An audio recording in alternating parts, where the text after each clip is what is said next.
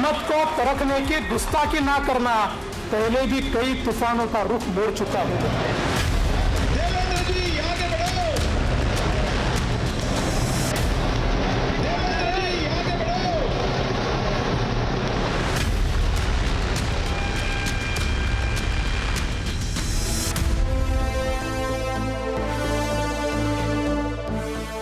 दिल्ली में नरेंद्र, क्या महाराष्ट्र में देवेंद्र?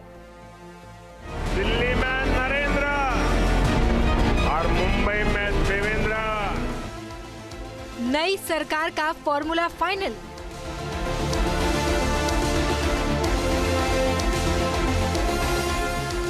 महाराष्ट्र में अगला सीएम कौन होगा? शपथ ग्रहण कब होगा? सरकार की रूपरेखा क्या होगी? ये सब कुछ करीब करीब बीती रात दिल्ली में हुई इस बैठक में तय हो गया, जो केंद्रीय गृह मंत्री अमित शाह के आवास पर हुई। शाह की इस बैठक में एकनाथ शिंदे, देवेंद्र फडणवीस, अजीत पवार शामिल हुए।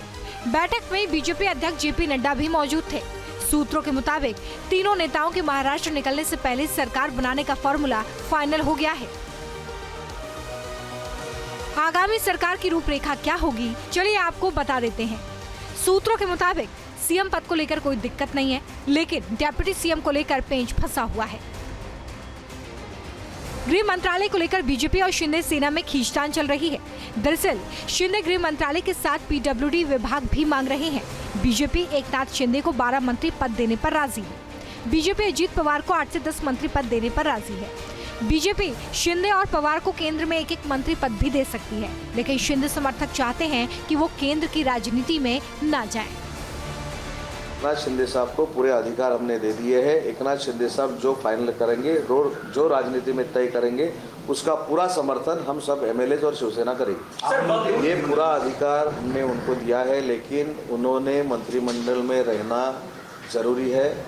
वो हमारे नेता है, महाराष्ट्र के लीडर है, इसलिए उन्होंने सरकार में रहना हमारे लिए बहुत जरूरी है। उनके मन में क्या है ये ठीक है, लेकिन हमारी ज़रूरत है। हम जो उनके बलबूते पे चुन के आए हैं, हमने उनको नेतृत्व माना है, उनको नेता माना है, तो हमारी सबकी मांग है कि उन्होंने सरकार में रहना चाहिए, सरकार को पूरी तरह से अच्छी तरह से हैंडल करना चाहिए। दिल्ली में गुरुवार की बैठक के बाद अमित शाह ने 3 नेताओं से कहा कि वो आपस में सरकार की रूपरेखा तय करके बताएं, लेकिन डिप्टी सीएम बने या ना बने, इसको लेकर शिंदे कंफ्यूज हैं। शिवसेना की तरफ से जो शिवसैनिक विधायकों का कहना है, जो शिवसैनिकों का कहना है, वो हम लोग ने जो महायुति के वरिष्ठ नेता है माननीय अमित शाह साहब, उनके सामने रखा है।